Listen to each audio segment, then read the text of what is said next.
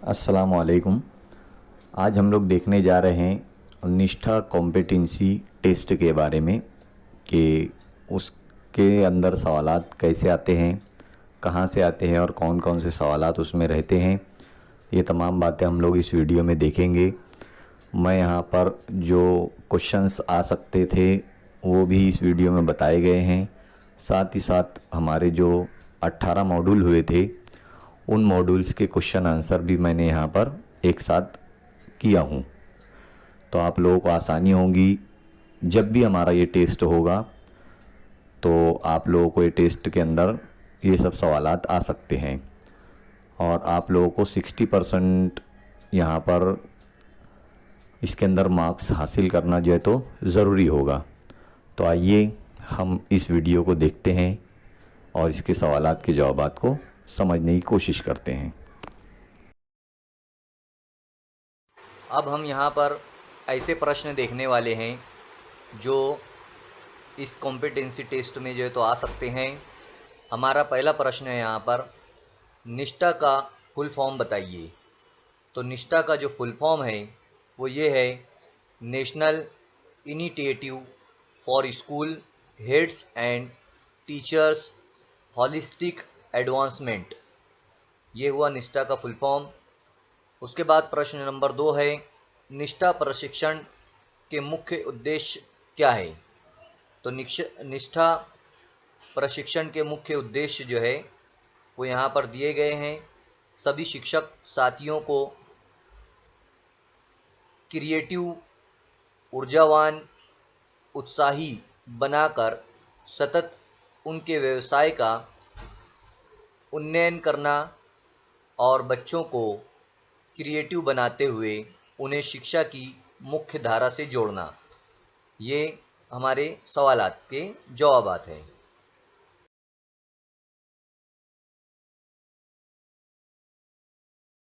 यहाँ हमारा तीसरा प्रश्न है, निष्ठा के द्वारा कितने शिक्षकों को प्रशिक्षण दिया जा रहा है।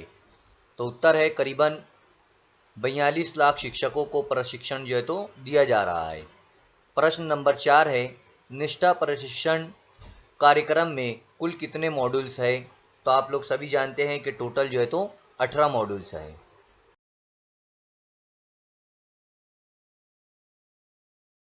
प्रश्न नंबर 5 है, प्रत्येक मॉड्यूल में कितने चरण है। तो प्रत्येक मॉड्यूल में कुल 7 चरण होते हैं, ये आपको पता है। उसके बाद प्रश्न नंबर 6 है, प्रत्येक मॉड्यूल में कितनी गतिविधियां हैं। तो 2 गतिविधियां होती है, एक ऑफलाइन होती है और दूसरी ऑनलाइन गतिविधि।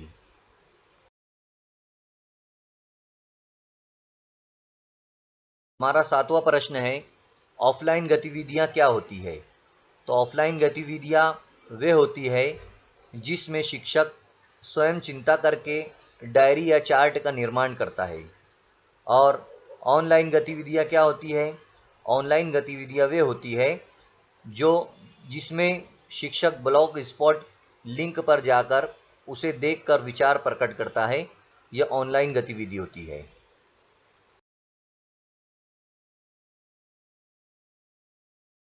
हमारा 9वां प्रश्न है यहाँ पर, एनसीईआरटी ने किन किन कक्षाओं के लिए लर्निंग आउटकम्स बनाए हैं। तो कक्षा 1 से लेकर कक्षा 10 तक लर्निंग आउटकम्स जो है तो एनसीईआरटी ने बनाए हैं, यह आप लोगों को याद रखना है। उसके बाद प्रश्न नंबर 10 है, अभी तक देश में कुल कितनी राष्ट्रीय शिक्षा नीति बनी है।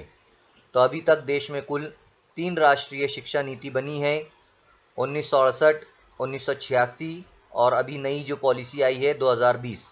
ये 3 शिक्षा नीति जो है तो हमारे देश में बनी है। तो इस तरीके के और भी क्वेश्चंस जो है तो यहाँ पर है। और 1 से लेकर 18 मॉड्यूल्स में जो क्विज़ के सवालात के जवाबात थे वो भी मैं जो है तो यहाँ पर आगे बताने वाला हूँ। इन तमाम को अगर हम कवर कर लेंगे तो कॉम्पिटेंसी टेस्ट जो है तो आसानी से दे सकते हैं।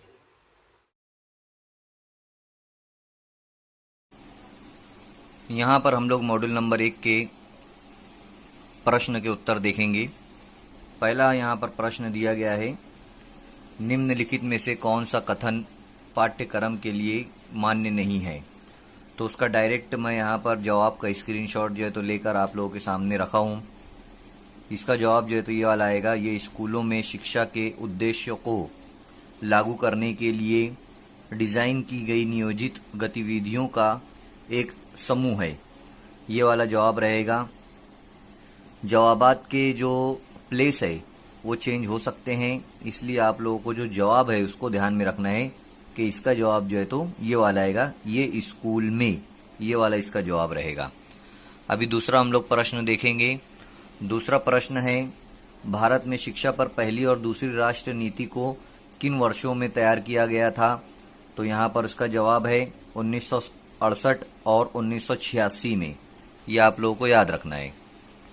उसके बाद बच्चों को निःशुल्क और अनिवार्य शिक्षा का अधिकार आरटीई अधिनियम कब अधिनियमित किया गया और कौन से वर्ष में लागू किया गया?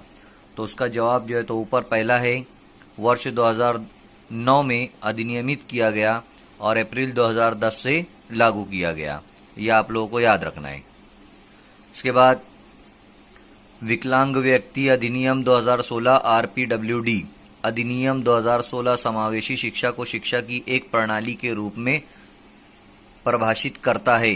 ये इसका जवाब जो है तो ये वाला रहेगा, एक साथ सीखे और शिक्षण और सीखने की प्रणाली उपयुक्त रूप से अनुकूलित है। ये आप लोगों को याद रखना है। उसके बाद इन सभी को छोड़कर यूडीएल सिद्धांत है, व्यवहार प्रबंधन के कई साधन। ये याद रखना है आप लोगों को।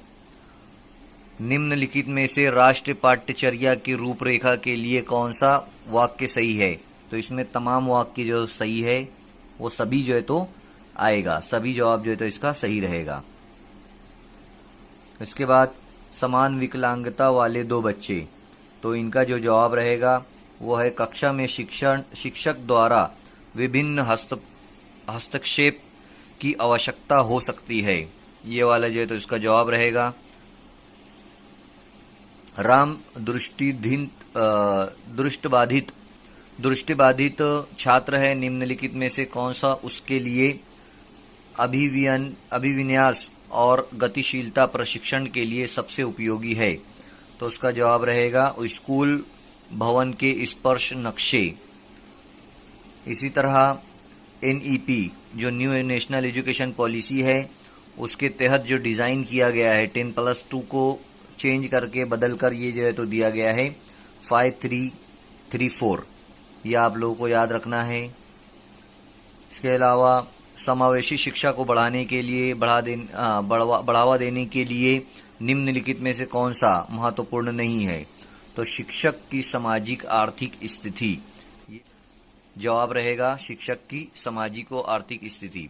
तो इस तरीके से यहाँ पर आप लोगों को फर्स्ट मॉड्यूल के जो है तो क्वेश्चंस जो है तो दिए गए हैं और क्वेश्चन के आंसर दिए गए हैं।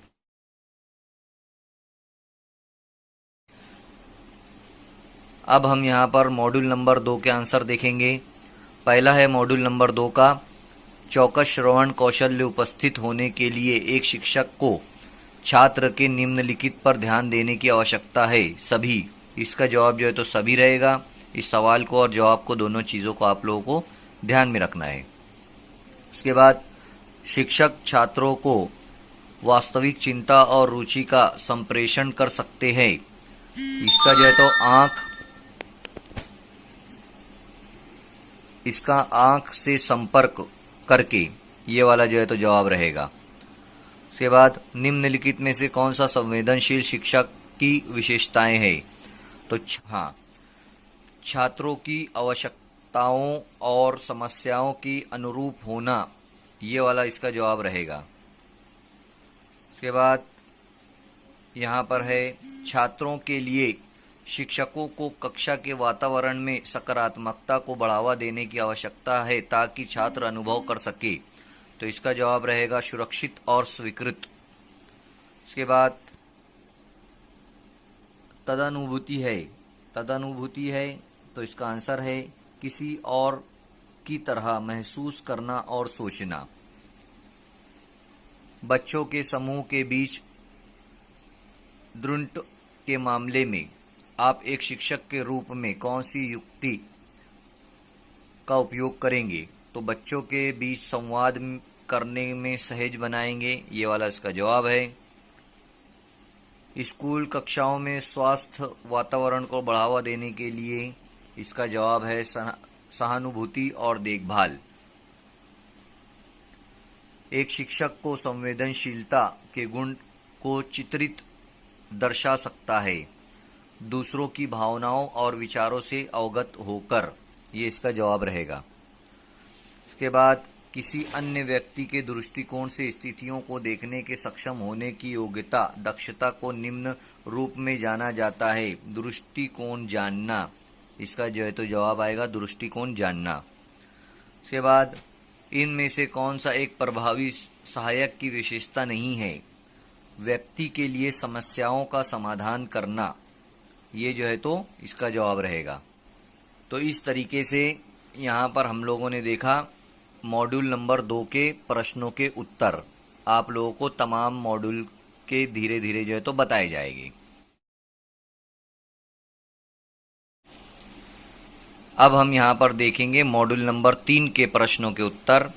उसमें पहला प्रश्न है, मुख्यतः घरेलू हिंसा कहाँ होती है? तो ऊपर के दोनों, यानी गरीब परिवार में भी और कुलीन परिवार में भी, तो ऊपर के दोनों जो है तो आंसर सही रहेगा। उसके बाद है, सभी भावनाएं व्यक्त की जानी चाहिए, ये जवाब सही है, सभी भावनाएं व्यक्त की जानी चाहिए। उसके बाद किस आसन में बाहें ऊपर की ओर खींची जाती है?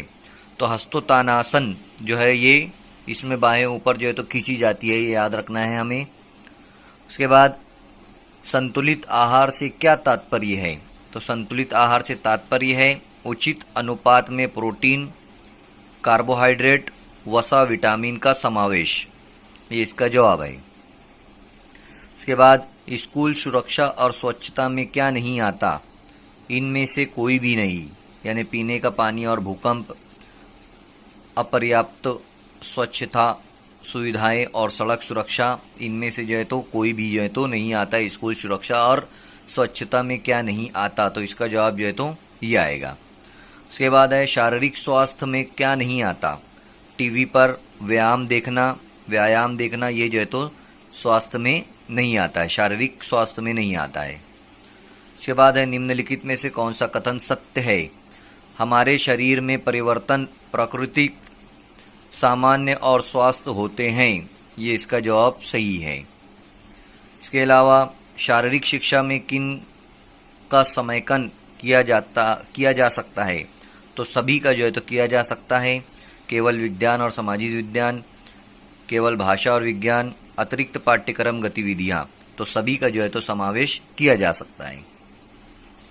उसके बाद इंटरनेट, गैजेट्स और मीडिया को सुरक्षित उपयोग में क्या क्या शामिल है? तो सोशल मीडिया पर व्यक्तिगत विवरण साझा नहीं करना, ये जो है तो शामिल है, ये आप लोगों को याद रखना है। तो इस तरीके से यहाँ पर हम लोगों ने मॉड्यूल नंबर 3 के भी जो है तो प्रश्नों के उत्तर देखे हैं। इसमें से आप लोग आराम से सभी तमाम के तमाम लगभग सवालात के जवाबात जो है तो सही है। आप आराम से आसानी के साथ ज़्यादा से ज़्यादा नंबरात जो है तो हासिल कर सकते हैं, जो हमारा कॉम्पिटेंसी टेस्ट होने वाला है उसमें।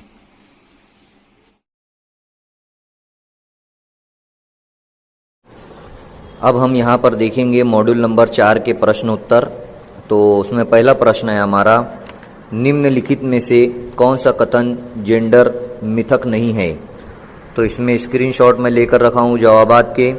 उसमें है हमारा पहला, लड़कों और लड़कियों के बीच जैविक अंतर उनकी संज्ञात्मक क्षमताओं से संबंधित नहीं है। तो ये वाला जो है तो हमारा जवाब रहेगा, लड़कों और लड़कियों के बीच जैविक अंतर, ये वाला आप लोगों को याद रखना है। इसका क्रम चेंज हो सकता है, स्पेस चेंज हो सकता है, तो आप लोगों को ध्यान रखना है।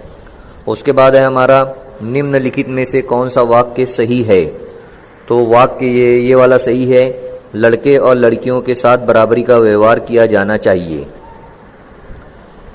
तीसरा है हमारा, निम्नलिखित में से कौन सा कार्य लिंग भेद को नहीं दर्शाता है? तो इसमें यह आएगा, शेफाली पर्वतारोही बनने के लिए प्रशिक्षण ले रही है ना, ये वाला आएगा, ये आपको याद रखना है। फिर पुरुषत्व और स्त्रीत्व के संदर्भित करता है, को संदर्भित करता है जेंडर।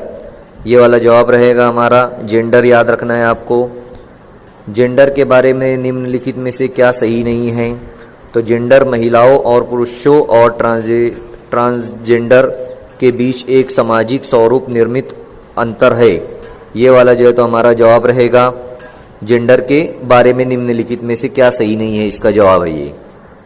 इसके बाद निम्नलिखित में से कौन सा गुण लड़कों और लड़कियों दोनों के लिए सही है? तो सभी गुण जो है तो सही है। निम्नलिखित में से कौन सा कथन लड़कों पुरुषों के बारे में एक जेंडर स्टीरियोटाइप नहीं है? तो लड़के पुरुष बच्चे पैदा करने के साथ साथ खाना भी बना सकते हैं। ये वाला जो जवाब रहेगा वो सही रहेगा। निम्नलिखित में से कौन सा कथन लड़कियों महिलाओं के बारे में एक जेंडर स्टीरियोटाइप नहीं है? लड़कियां, तो पहले वाला रहेगा। इसमें सिर्फ आपको ये देखना है कि कौन सा है। लड़कियों महिलाओं के पास नेतृत्व कौशल है और वो किसी भी पेशे में उत्कृष्ट प्राप्त कर सकती है। ये वाला याद रखना है आपको। ये जहां पर रहेगा वो जो है तो आप लोगों का जवाब रहेगा। इसका स्पेस चेंज भी हो सकता है। इसके अलावा जेंडर और यौन सेक्स के बीच आवश्यक अंतर है। यौन सेक्स एक जैविक अंतर है जबकि जेंडर पुरुषों। ये वाला जो है तो जवाब रहेगा आप लोगों का। ये याद रखना है आप लोगों को। उसके बाद है, क्या ये कथन सही है? राजनीति में सत्ता और अधिकार के पदों को संभालने में पुरुष की तुलना में महिलाएं कम सक्षम है। नहीं, वे सत्ता और अधिकार के पदों के संभालने में पुरुषों की तरह ही सक्षम है। ये वाला आप लोगों को याद रखना है, ये वाला रहेगा। तो इस तरीके से ये हमारे मॉड्यूल नंबर 4 के प्रश्न के उत्तर थे। आप लोगों को ये ध्यान में रखना है कि ये उत्तर जो है तो इसके हैं।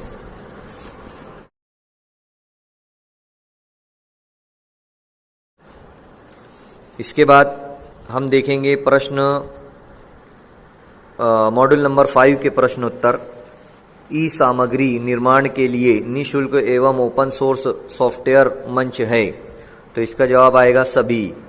सभी जो है तो आप लोगों को याद रखना है, ये वाला। उसके बाद निम्नलिखित में से कौन सा कथन सत्य नहीं है? तो open shot video editor games और एनिमेशन बनाने के लिए फ्री ऑनलाइन प्रोग्रामिंग सॉफ्टवेयर। ये वाला जो है तो इसका जवाब रहेगा। निम्नलिखित में से कौन सा कथन सत्य नहीं है ना। इसके बाद ई पाठशाला है। ई पाठशाला का जो जवाब रहेगा वो सभी रहेगा, है ना। हर समय और हर जगह पर निःशुल्क उपलब्ध सभी शैक्षणिक, ये पूरा मिलाकर उसका एक ही जवाब रहेगा, वो है सभी। इसके बाद है एक फ्री और ओपन सोर्स सॉफ्टवेयर है। तो कोई भी इसमें जो है तो ओपन फ्री जो है तो सॉफ्टवेयर नहीं है, तो कोई भी नहीं जो है तो हमारा जवाब रहेगा। उसके बाद आईसीटी समेकित शिक्षण के लिए विषय वस्तु विश्लेषण की वाक्य आवश्यकता है। क्या आवश्यकता है? तो उसमें भी जवाब जो है तो हमारा सभी रहेगा। उसके बाद ओपन एजुकेशन रिसोर्स OER क्या है? तो इसका जवाब जो है तो रहेगा सही, सभी। उसके बाद ई सामग्री, इसका भी जवाब जो है तो हमारा रहेगा सभी। और आईसीटी टेक्स्ट अधिगम शिक्षण और मूल्यांकन में सहयोग देता है। इसका जवाब भी हमारा सभी रहेगा। आईसीटी संबंधित नहीं है। कल्पना यानी इमेजिन, तस्वुर, तो ये आईसीटी संबंधित नहीं है, ये आपको याद रखना है। उसके बाद अधिगम एवं शिक्षण के लिए आईसीटी क्यों महत्वपूर्ण है? तो इसके लिए सभी चीज़ें इसकी अहम हैं, तो इसका जवाब रहेगा सभी। तो ये हमारे टोटल थे अभी मॉड्यूल नंबर 5 के सवालात के जवाबात। ये आपको याद रखना है, 5 के सवालात के जवाबात हुए मॉड्यूल नंबर 5 के।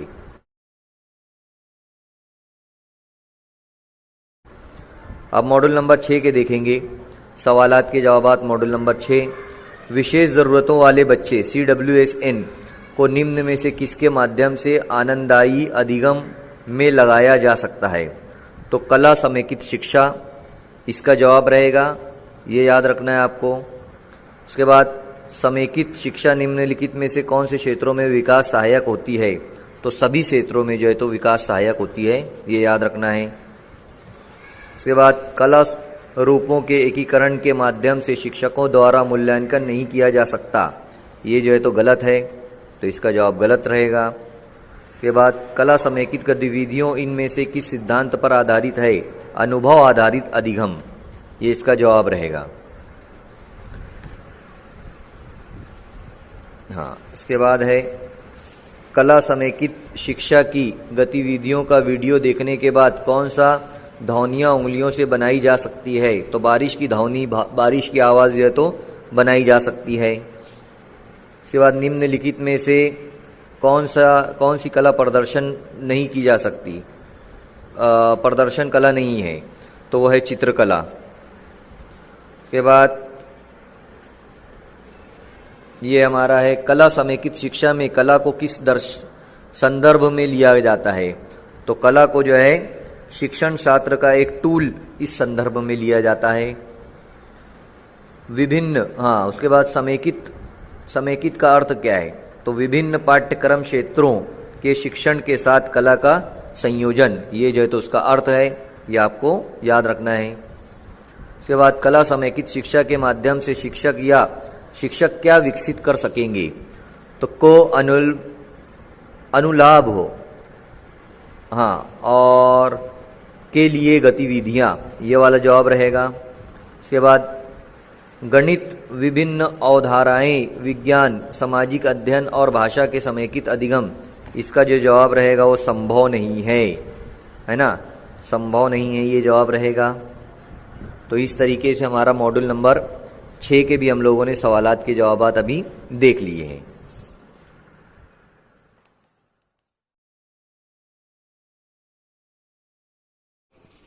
अब हम यहाँ पर मॉड्यूल नंबर 7 के क्वेश्चन आंसर देखेंगे।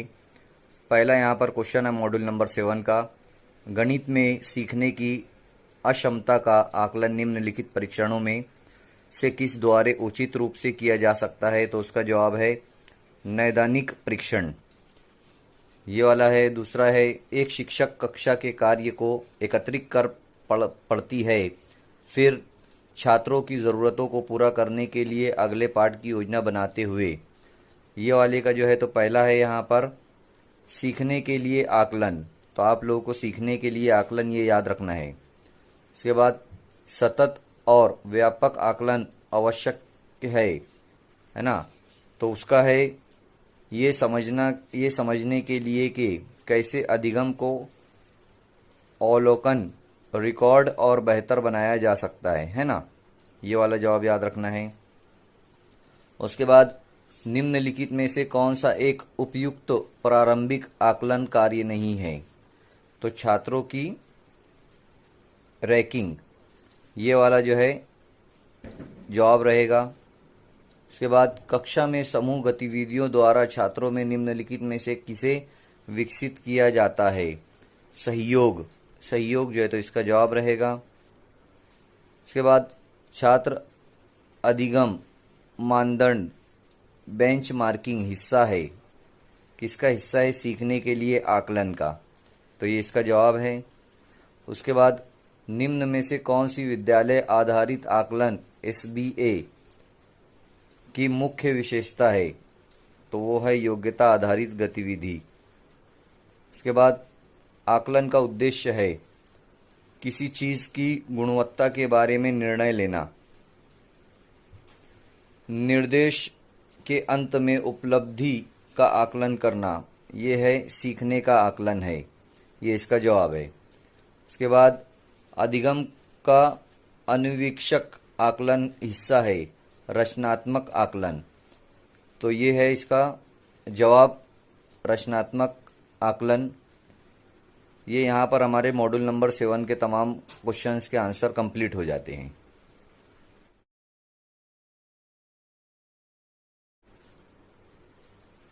अब हम देखेंगे क्वेश्चन मॉड्यूल नंबर 8 के पहला क्वेश्चन है इसमें, निम्नलिखित में से कौन सा कथन पाठ्यचर्या संबंधित अपेक्षाओं और सीखने के प्रतिफलों के बारे में सही है? तो उसका जवाब है प्रत्येक कक्षा के लिए सीखने के प्रतिफल अलग होते हैं।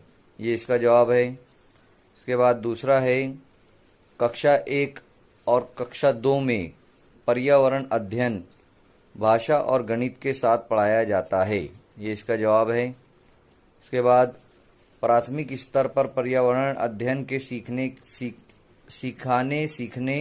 के उद्देश्य में शामिल नहीं किया जाता है। इसका जवाब है विद्यार्थियों को वैज्ञानिक नियम याद करने में मदद करना।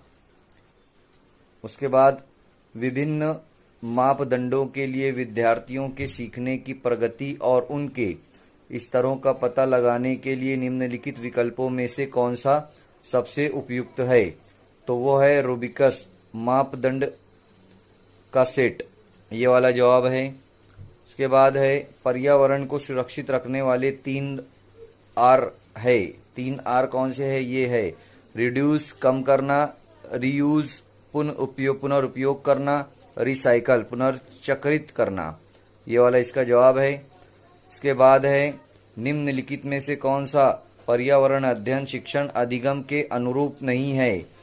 प्रत्येक बच्चा अपने ज्ञान का सर्जन स्वयं करता है। ये इसका जवाब रहेगा।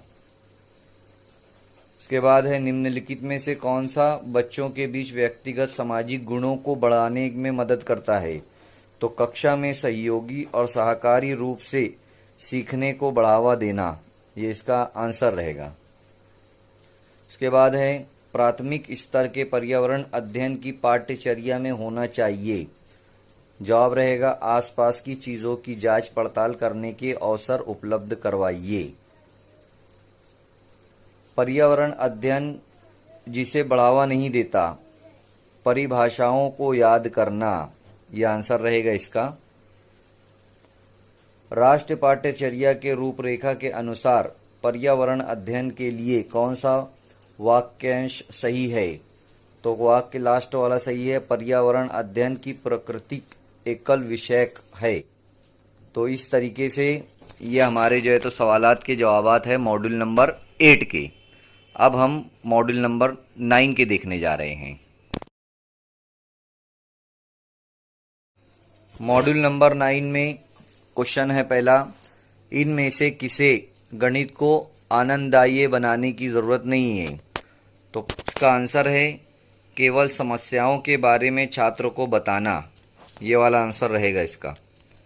इसके बाद व्यंजनक x+2 है, तो यहाँ पर इसका आंसर रहेगा किसी ज्ञात और अज्ञात संख्या के बीच का संबंध। इसके बाद है, निम्नलिखित में से कौन सा विकल्प सही नहीं है? तो इसका जवाब है बच्चों की ऊर्जा और समय की बर्बादी के लिए। संदर्भ पर विचार करें। इसके अंदर एक पेड़ के नीचे ये वाला क्वेश्चन है, तो उसका आएगा पूर्णांक। उसके बाद इनमें से कौन सा बयान सही नहीं है? गणित की पढ़ाई करते समय बच्चे सीखते हैं, तो ये है गणितीय बयानों को याद करना। ये वाला आंसर है इसका। इसके बाद है गणित कक्षा में बच्चों को, तो इसका आंसर है गणितीय अवधारणाओं के बारे में उनके विचारों को पेश कर और चर्चा करना चाहिए। एक प्रासंगिक स्थिति पर काम करते हुए छात्र से उम्मीद है। यह आंसर है उसका। इसमें शामिल गणितीय सिद्धांत की पहचान करें। गणित में की गई गतिविधियां, तो उसका आंसर है यहाँ पर छात्रों को खुशी से गणित की अवधारणाओं को ढूंढने के योग्य बनाती है। इसके बाद प्राथमिक स्तर पर गणित सीखने के मूल्यांकन के लिए इस पर ध्यान दिया जाना चाहिए। बच्चे क्यों सीखते हैं? ये उसका आंसर रहेगा। इसके बाद गणित ये विकसित करने में मदद नहीं करता, शारीरिक शक्ति। यह आंसर है। तो इस तरीके से यहाँ पर मॉड्यूल नंबर 9 का भी जो है तो हमारे पास आंसर सब जो है तो आ गए हैं।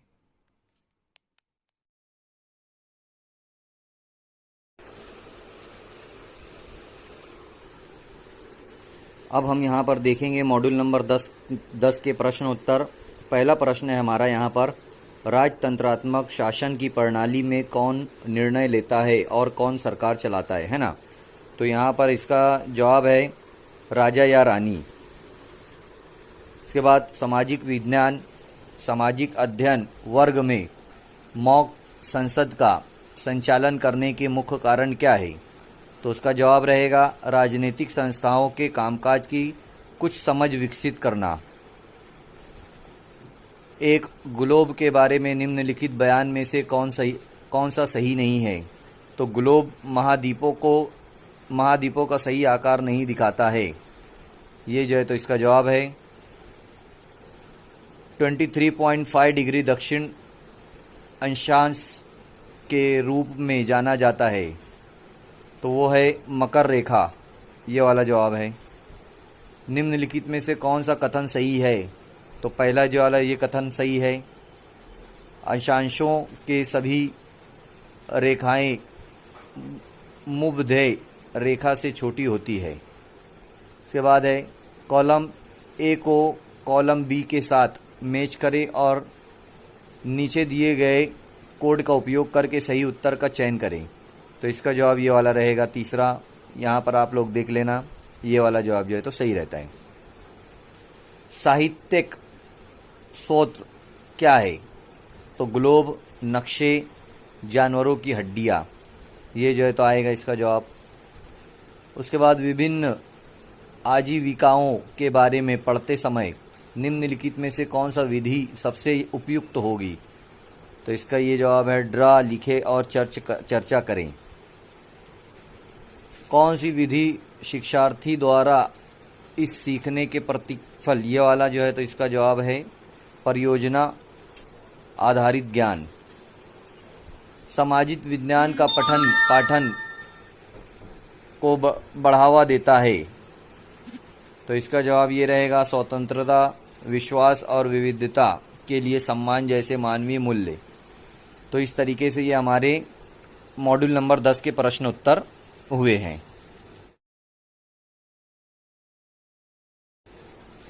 अब हम मॉड्यूल नंबर 11 के प्रश्न उत्तर देखेंगे। उसमें है पहला, निम्नलिखित में से कौन सा पढ़ने के लिए समय करने का कार्य है।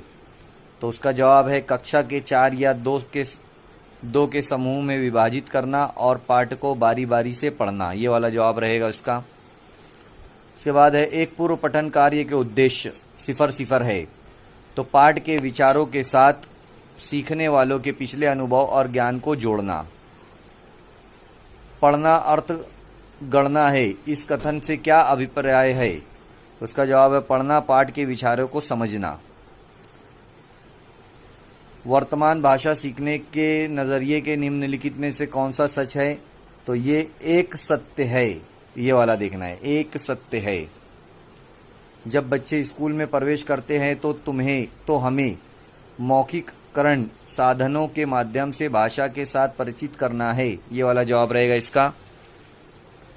निम्नलिखित में से कौन सा कथन सही है या मातृभाषा दूसरी भाषा की शिक्षा में हस्तक्षेप करती है। तो वो कथन 3 और 4 सही है।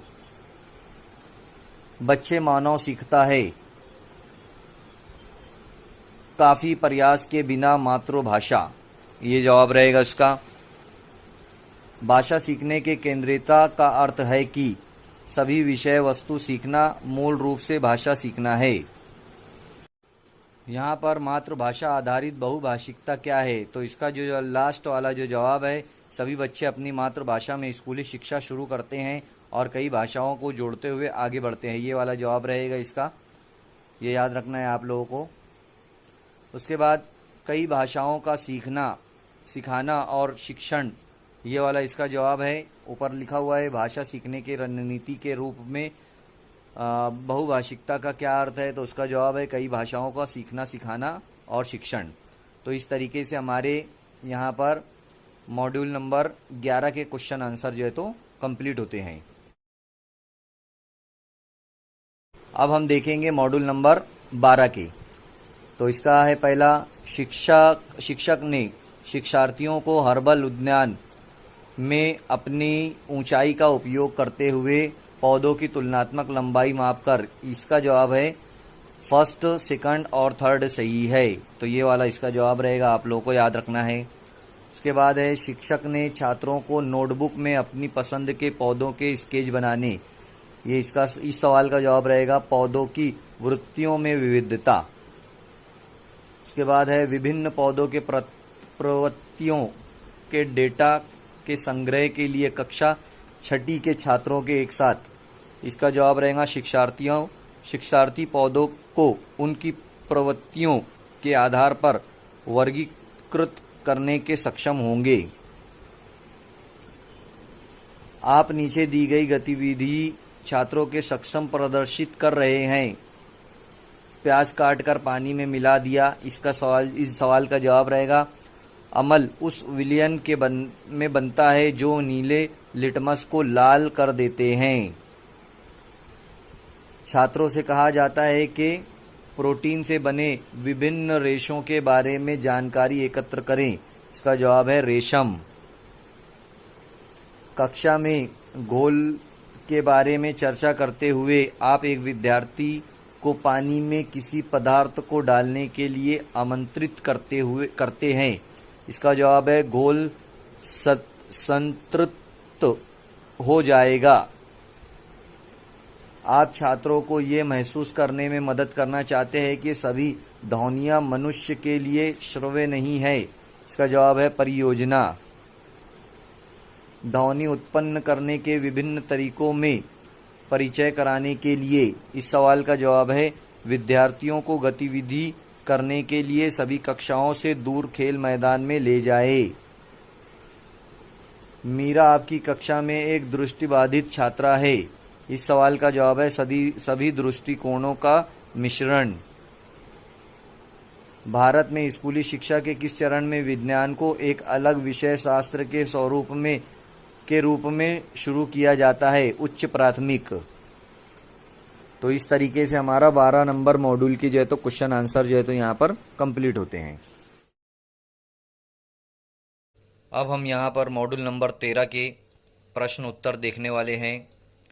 पहला यहाँ पर हमारे सामने प्रश्न है विद्यालय के स्टाफ के साथ दल अधिगम की प्रक्रिया का समयकन। तो इसका है स्टाफ मीटिंग।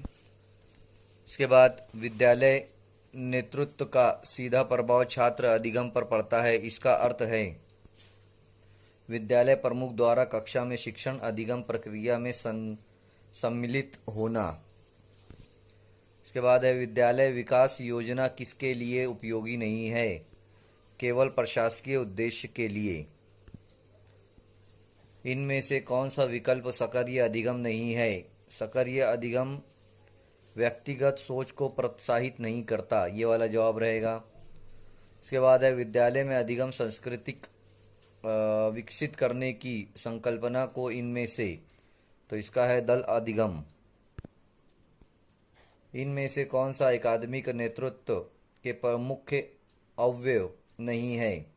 तो प्रशासनिक नियमों एवं विनियमों की समझ। ये वाला इसका जवाब रहेगा। शिक्षण शास्त्र विषय वस्तु ज्ञान की संकल्पना में निम्न में से कौन सा बिंदु सहायक नहीं है? तो विद्यालय की भौतिक संसाधन। ये वाला इसका जवाब है। स्वयं के विद्यालय अध्यापक नेतृत्वकर्ता के रूप में विकसित करने के हेतु 3 मुख्य अवयव है। क्या है? ज्ञान, कौशल्य एवं अभिवृत्ति। ये इसका जवाब है।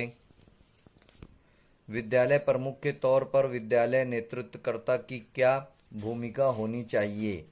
लीडर बाय पोजीशन के साथ साथ लीडर बाय एक्शन होना। ये इसका सही आंसर रहेगा। और प्रभावशाली नेतृत्वकर्ता बनने के लिए स्वयं के कौन से 2 महत्वपूर्ण गुण आवश्यक है?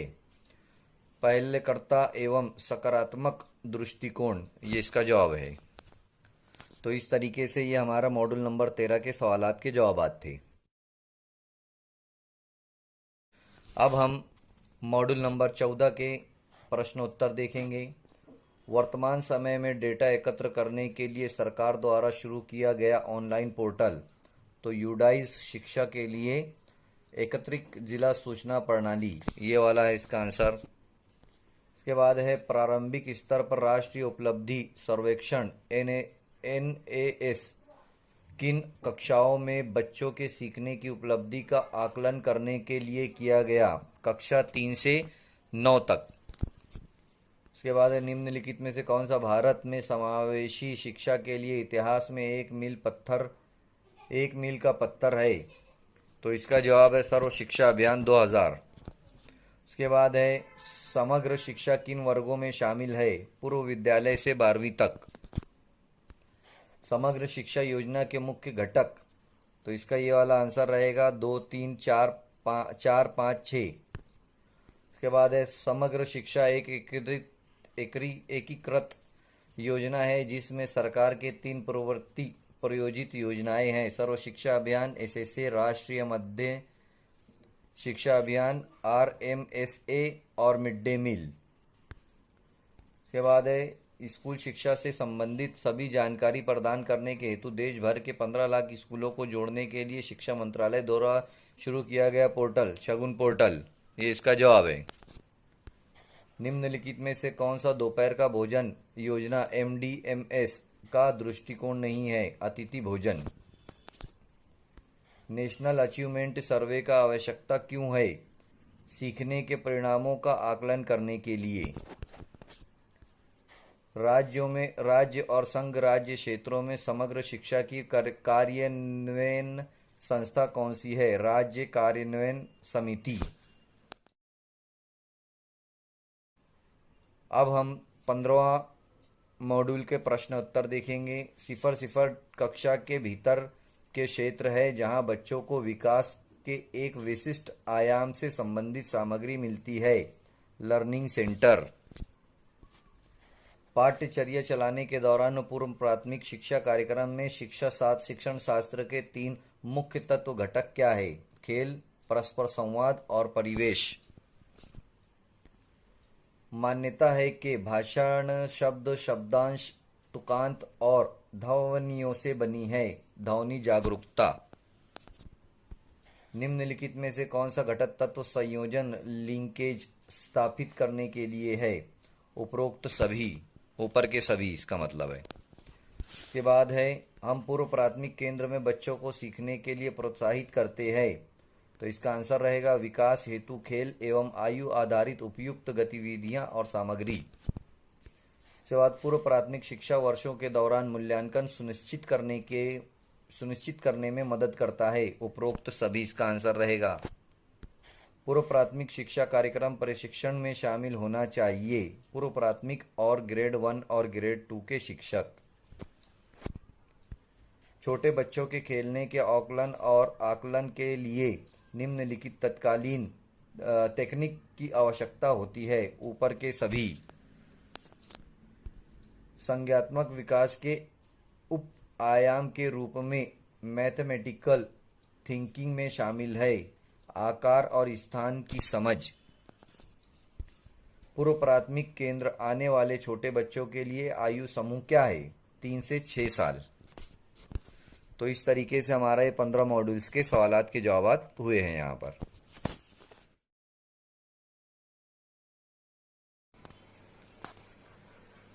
चलिए अब हम देखते हैं यहाँ पर मॉड्यूल नंबर 16 के प्रश्न उत्तर देखेंगे। यहाँ पर पहला प्रश्न है, शिक्षा पर राष्ट्रीय नीति डैश डैश ज्ञापित है कि व्यावसायिक शिक्षा के। तो ये जो हमारा प्रश्न है इसका उत्तर आएगा 1986।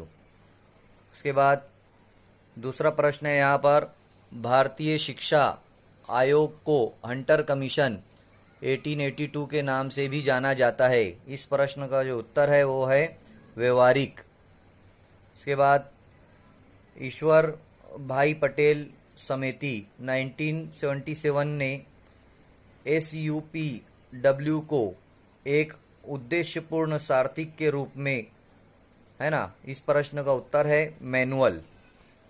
इसके बाद पूर्व व्यावसायिक शिक्षा ने केवल किताबी ज्ञान और ज्ञान को अनुप्रयोग के बीच की सीमाओं को कम करती है, बल्कि ये बच्चों के। इस प्रश्न का उत्तर है सभी। उसके बाद महात्मा गांधी ने 1937 में कहा था कि मैनुअल और कार्य को परीक्षा में जगह मिलनी चाहिए। उत्पादक। उसके बाद है शिक्षा, व्यावसायिक विकास, सिफर और बुनियादी तकनीकी कौशल के साथ साथ उच्च माध्यमिक स्तर पर स्कूली शिक्षा के वर्षों के दौरान। इस प्रश्न का उत्तर है पूर्व व्यावसायिक शिक्षा। उसके बाद है रोजगार कौशल्य मॉड्यूल को 9वीं से 12वीं कक्षा तक व्यावसायिक पाठ्यक्रम के भाग के रूप में पेश किया गया है। इसका उत्तर है उद्यमिता कौशल, है ना। उसके बाद है कार्य अनुभव को सिफर के रूप में जाना जाता है। सामाजिक रूप से उपयोगी उत्पादक कार्य। उसके बाद योग्यता एक सिफर है। सिफर और औसत दर्जे का ज्ञान एवं कौशल्य है। अवलोकनीय। अब पूर्व व्यावसायिक शिक्षा के समग्र शिक्षा के तहत कक्षा 6 से सिफर स्कूली शिक्षा के व्यावसायिक पूर्णकरण के रूप में इसका आंसर है 8वीं। तो इस तरीके से यहाँ पर मॉड्यूल नंबर 16 के उत्तर जो है तो बताए गए हैं। अब हम यहाँ पर मॉड्यूल नंबर 17 के प्रश्न उत्तर देखने जा रहे हैं। पहला हमारा प्रश्न है मॉड्यूल नंबर 17 में, छात्रों के अधिगम के परिणाम का समय समय पर मूल्यांकन और शिक्षण विधि में मदद करता है। इसका जवाब है शिक्षण अधिगम प्रक्रिया में सुधार करने। छात्रवासियों हॉस्टलर्स के लिए सुरक्षित संगरोध क्वारंटाइन सुविधा की व्यवस्था शुरू करने का सही समय क्या है? वो है विद्यालय को पुनर्खोलने से पहले। किसी व्यक्ति को कोविड-19 महामारी से संक्रमित होने से बचाने के सबसे उपयुक्त विधि कौन सी है? वो है सामाजिक दूरी। विद्यालय में सामाजिक दूरी को बनाए रखने का एक प्रभावी तरीका क्या है? वो है छात्रों के क्रमांक के अनुसार वैकल्पिक दिवसीय विद्यालय शिक्षा। वैकल्पिक दिवसीय विद्यालय मॉडल को कारगर बनाने में कौन सी प्रमुख चुनौती नहीं है?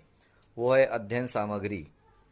इसके बाद है दुनिया भर में हाल में खोजी गई संक्रामक बीमारी कौन सी महामारी बन गई है? वो है कोविड-19, आप जानते हैं। इसके बाद है कोविड-19 एक व्यक्ति से दूसरे व्यक्ति को संचारित होता है। कैसे संचारित होता है? वो खांसने और छींकने से। महामारी की अवधि के दौरान छात्रों के मानसिक कल्याण के मुद्दों को संभालने के लिए सबसे प्रभावी उपाय कौन सा है? वो है शिक्षक परामर्शदाता। इसके बाद है छात्रों को कोरोना वायरस के प्रसार से बचाने के संबंध में विद्यालय में सुरक्षा सुनिश्चित करने के लिए कौन जिम्मेदार है? तो ये तमाम जो ऊपर के तीनों दिए हुए हैं वो सभी जिम्मेदार है, सभी हितधारक जो है तो इसमें आएगा जवाब। कोरोना वायरस के कारण होने वाला कोविड-19 रोग किस प्रकार का है? वो संक्रामक है। इस तरह से मॉड्यूल नंबर 17 के जो है तो प्रश्न उत्तर हमारे सामने ये थे। अब हम मॉड्यूल नंबर 18 के प्रश्न उत्तर देखने जा रहे हैं।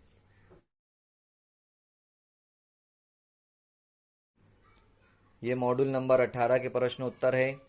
पहला है कृत्य कब एक गुरुतर अपराध बन जाता है? जो व्यक्ति को विश्वास या अधिकार की स्थिति में हो, कृत्य उसके द्वारा किया गया हो। ये वाला जवाब रहेगा इसका। उसके बाद है किसी बच्चे को नग्न चित्र दिखाना, ये लैंगिक शोषण है। बच्चा कौन है? कोई भी व्यक्ति सिफर 18 वर्ष की आयु से कम अगर है तो बच्चा है। बाल लैंगिक शोषण हो सकता है क्योंकि ये तमाम ऊपर के कारण दिए गए हैं, लेकिन यहाँ नीचे जवाब दिया गया है कारणों का अनुमान नहीं लगाया जा सकता है, यही है इसका जवाब। एक शिक्षक उस बच्चे को समर्थन कैसे कर सकता है जो अपने लैंगिक शोषण के बारे में बात साझा कर रहा है? तो कैसे कर सकता है? सहानुभूति के साथ बच्चे की बात सुने और बात करें। अगर आपको बच्चे के साथ हुए किसी भी लैंगिक अपराध के बारे में पता चलता है तो आप किसे रिपोर्ट करेंगे? वो है पुलिस SJPU। इसको जो है तो हमें रिपोर्ट करना है। इसके बाद कौन सा अधिनियम बाल शोषण अपराधी को दंडित करने के लिए विशेष कानून है? वो है पॉक्सो अधिनियम 2012। बाल लैंगिक शोषण की रिपोर्ट की जानी चाहिए हमें बाल लैंगिक शोषण की कब? जब सभी परिस्थितियों में जैसे उसके बारे में पता चले हमें रिपोर्ट कर देना चाहिए, है ना। यही इसका जवाब है। बाल लैंगिक शोषण 0 से होता है, लड़के और लड़कियां दोनों से। उत्तरजीविता अधिकार में शामिल है भोजन, कपड़ा, आश्रय। तो इस तरीके से ये मॉड्यूल नंबर 18 के प्रश्न उत्तर भी यहाँ पर हो जाते हैं। तो आप लोगों को पहले मॉड्यूल से लेकर 18 मॉड्यूल तक तमाम प्रश्नों के उत्तर दिए गए हैं और अलग से भी बहुत सारे प्रश्न उत्तर शुरू में दिए गए हैं। आप लोगों को सभी को पढ़ना है, ध्यान देना है। इससे आप लोगों का जो कॉम्पिटेंसी टेस्ट है वो आसानी के साथ हो जाएगा।